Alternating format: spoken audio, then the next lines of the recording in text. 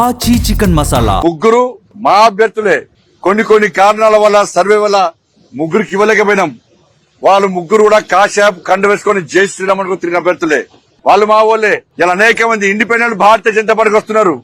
ఇలా అతి త్వరలో మేము మ్యాజిక్ ఫిగర్ దాటినాం ఆల్రెడీ. అతి త్వరలో ఈ కరీంనగర్ లో ఎవ్వరు ఊహించని విధంగా భారతీయ జనతా పార్టీ జలకివ్వబోతున్నది. వాళ్ళందరూ కూడా ఇతర పార్టీలో గెలిచిన అభ్యర్థులు కూడా సార్ మాకు అభివృద్ధి కావాలి. నేను వాళ్ళు కూడా అదే చాలా మంది ఫోన్ చేస్తున్నారు, మాకు సహకరిస్తామంటున్నారు. నేను క్లియర్ చెప్పినాం, ఇప్పటి నుంచి రాజకీయాలు మాట్లాడడం. మేము కరీంనగర్ కార్పొరేషన్ అభివృద్ధి కావాలి, ప్రజల అభివృద్ధి గురించి మాత్రమే మాట్లాడతాం. ఆ సునీల్ రావు గారికి చాలా మంది వారి మేయర్ కాబట్టి, ఈ కరీంనగర్ అభివృద్ధి చేసినటువంటి వ్యక్తి కాబట్టి, కరీంనగర్ మీ అభివృద్ధి మీద అవగాహన వ్యక్తి కాబట్టి, నిధుల విషయంలో అవగాహన వ్యక్తి కాబట్టి ఇవాళ చాలా మంది వారికి ఫోన్ చేసి మేము తప్పకుండా బీజేపీలోకి వస్తాం, బీజేపీకి మద్దతు ఇస్తామని చెప్పన్నారు. ఎక్కడ ఆగం, పక్కా మద్దతు తీసుకుంటాం. ఇవాళ అందరం కలిసి ఈ కరీంనగర్ ను అభివృద్ధి చేయడమే లక్ష్యంగా మేము ముందు పోతాం. ఇలా ఎంఐఎం పార్టీ మతం పేరుతోని మానవహం సృష్టించే ప్రయత్నం చేసింది. ఎంఐఎం పార్టీ కాంగ్రెస్ పార్టీ కలిసి, బీఆర్ఎస్ పార్టీ ఎంఐఎం పార్టీ మెప్పు కోసం ప్రయత్నం చేసింది. నేను మొన్న చెప్పిన కరీంనగర్ లో ఎంఐఎం పార్టీ కాంగ్రెస్ పార్టీతో సంసారం చేస్తుంది, బీఆర్ఎస్ పార్టీకి కన్ను కొడుతున్నది. ఇది ఎంఐఎం పార్టీ యొక్క విధానం. కరీంనగర్ లో 7 సీట్లున్న ఎంఐఎం పార్టీని కరీంనగర్ ప్రజలు భారతీయ జనతా పార్టీ 3 సీట్లకు పరిమితం చేసింది. కేవలం 3 సీట్లకే పరిమితం చేసింది.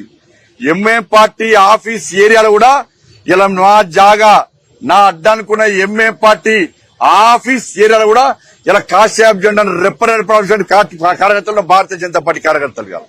ఎంఐఎం పార్టీకి ఏడ పట్టుందో కాశ్మీర్ గడ్డ గోదాంగడ్డ ప్రాంతంలో ఇలా భారతీయ జనతా పార్టీ కార్యకర్తలు అనేక సందర్భాల్లో ఎంఐఎం పార్టీలు ఇబ్బంది పడితే ఇలా భారతీయ జనతా పార్టీ కార్యకర్త ఇక్కడ భయపడలే. అదే ప్రాంతంలో ఇవాళ భారతీయ జనతా పార్టీ కార్యకర్తలు పోటీ ఇచ్చడం. ఇదే సునీల్ రావు గారి నేతృత్వంలో అలా కాశ్యాప్ జెండా ఎగిరిన పార్టీ భారతీయ జనతా పార్టీ. కాబట్టి భయపడే పార్టీ కాదు. ఒక్కసారి అడ్డంకులు వస్తాయి, అవరోధాలు వస్తాయి, ఇబ్బంది పెట్టే ప్రయత్నం చేస్తారు. లాటరీతో కొట్టిర్రు, అరెస్టు చేసిర్రు, షాపుల మీద దాడులు చేసిర్రు, వ్యాపారాలు బంద్ చేసిర్రు.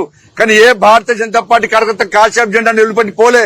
ఇప్పుడు కాదు, ఎప్పటికైనా నా మోడీ రాజ్యం వస్తుంది, నా మోడీ ప్రభుత్వం వస్తుంది, నా మోడీ ఆశ నెరవేర్చాలి. తెలంగాణ రాజ్యంలో భారతీయ జనతా పార్టీ జెండా ఎగిరా అని చెప్పి ఆ కార్యకర్తలు ఎక్కడ పారిపోకుండా భయపడకుండా అదే పరంపర అదే జెండాను మోస్తూ ఇలా 66 మందిలో 56 మందికి పార్టీ కోసం కష్టపడి పనిచేసే కార్యకర్తలు టికెట్ ఇచ్చినాం. 56 మందికి. అనేక మంది సామాన్య కార్యకర్తలు కార్పొరేటర్ గెలిచారు, సామాన్య ప్రజల కార్యకర్తలు గెలిచిన కార్పొరేటర్ గా. 1,20,000 జీవితాశ. ఒక్కసారి ప్రజాపతి కావాలన్నా, ఒక్కసారి టికెట్ ఇయ్యను నాకు అని చెప్పి వాళ్ళు అన్న తర్వాత ఒక సర్వే నిర్వహించి 3 మెన్ కమిటీ వేసి ఏడ పైరవులకు తావు లేకుండా ఇలా ఆ టికెట్ ఇస్తే ఇలా 30 మంది గెలిచినాం. 15 ఓట్లతో ఒక కార్యకర్త ఓడిపోయాను, 30 ఓట్లతో కార్యకర్త ఓడిపోయాను, తక్కువ ఓట్లతో కొంతమంది కార్యకర్త ఓడిపోయాను. బట్ దీంతో పాటు ఇలా ఇక్కడ కార్యకర్తల కమిట్మెంట్ ఇలా కష్టపడి పనిచేసారు.